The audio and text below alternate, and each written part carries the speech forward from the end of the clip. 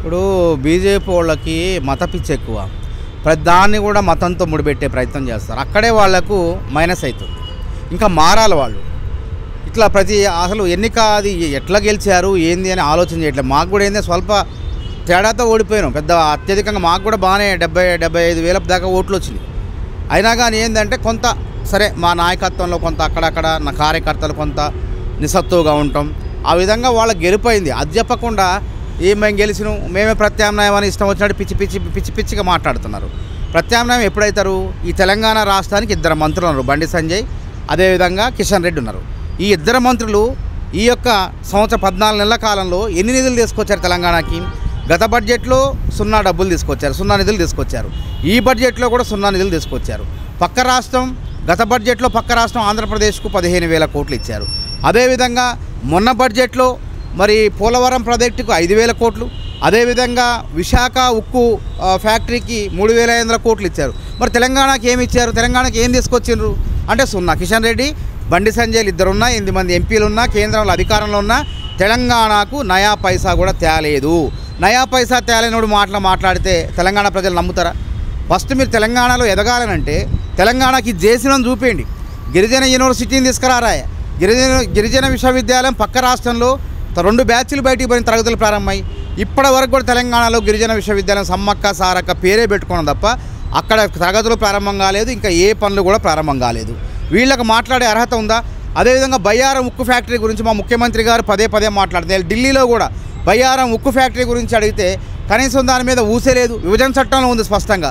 మీరు ఈ రాష్ట్రంలో ఎదగాలి అంటే బీజేపీ ఎదగాలంటే తెలంగాణకు బయ్యారం ఉక్కు ఫ్యాక్టరీ దేయండి. ప్రజలు అప్పుడు ఆలోచన చేస్తారు. బీజేపీ పార్టీ నాయకులు 8 మంది ఎంపీలు 2 మంత్రులుండి తెలంగాణకి తీసుకొచ్చిందని ఆలోచిస్తారు.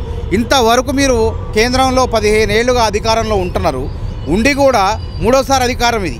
ఉండి కూడా కనీసం తెలంగాణకి ఏం చేశారు? విభజన చట్టంలో హామీలే నెరవేర్చలేదు.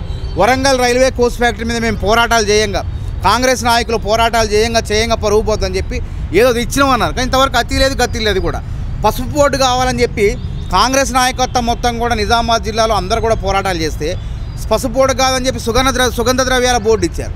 సుగంధ ద్రవ్యాల బోర్డు ఇదేం బోర్డు? ఇది మాకు అవసరమే లేదు. ఇక్కడ సుగంధ ద్రవ్యాలు ఎక్కడ పండుతాయి? కేరళ రాష్ట్రంలో అక్కడ ఉంటాయి. అది కూడా బోర్డు కింద బోర్డు ఇచ్చారు. అది సబ్ బోర్డు అది. కాబట్టి అట్లా కాదు, మేము అడిగింది పసుపు బోర్డు ఇస్తారా సస్తారా అంటే చచ్చినట్టు మొన్న ఏదో అమలు చేశారు, బోర్డు ఇస్తున్నట్టు ప్రకటించారు. కాబట్టి ఈ విధంగా తెలంగాణకు అడుగున అన్యాయం చేస్తూ మేము ఎమ్మెల్సీ ఎన్నికల్లో గెలిచినాం, గ్రాడ్యుయేట్ ఎమ్మెల్సీలు గెలిచినాం, లేకుంటే టీచర్ ఎమ్మెల్సీలు ఎన్నికల్లో గెలిచినాం, మేము అధికారంలోకి వస్తామని కళ్ళగంటున్నారు వాళ్ళు. అధికారంలోకి రావాలన్నా కనీసమైన స్థానాలు రావాలన్నా ప్రతిపక్ష హోదా దక్కాలన్నా మీరు తెలంగాణకు రాష్ట్ర ముఖ్యమంత్రి మూసీ పునరుజ్జీవనం కోసం, అదేవిధంగా మెట్రో ఫేజ్ 2 కోసం, అదేవిధంగా రీజనల్ రింగ్ రోడ్డు కోసం, ఇంకా ఇతర సంక్షేమాల కోసం కేంద్రం నుంచి రాష్ట్రానికి రావాల్సినటువంటి న్యాయబద్ధమైనటువంటి పన్నులు 1,66,000 కోట్లు ఉన్నాయి.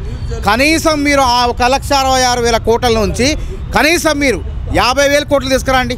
అప్పుడు మిమ్మల్ని మగోళ్ళు అంటారు. నిజంగా రే భయ్ బండి సంజయ్ కిషన్ రెడ్డి వీళ్ళు గొప్పోళ్ళు రాబాయ్, వీళ్ళు మొగోళ్ళు రాబాయ్ అని అంటారు. అరే ₹1 లేకుండా నోరు ఉంది కదా అని చెప్పి, నాలుగు ఉంది కదా అని చెప్పి ఇష్టం వచ్చినట్టు మాట్లాడితే కుదరదు. మీరేందో మీరు నిరూపించుకోవాలంటే తెలంగాణకు రేవంత్ రెడ్డి గారు ముఖ్యమంత్రి మంత్రిమండలి అడుగుతున్నటువంటి ప్రాజెక్టులకు సహాయం చేయండి. Subscribe us and press the bell icon for more interesting updates.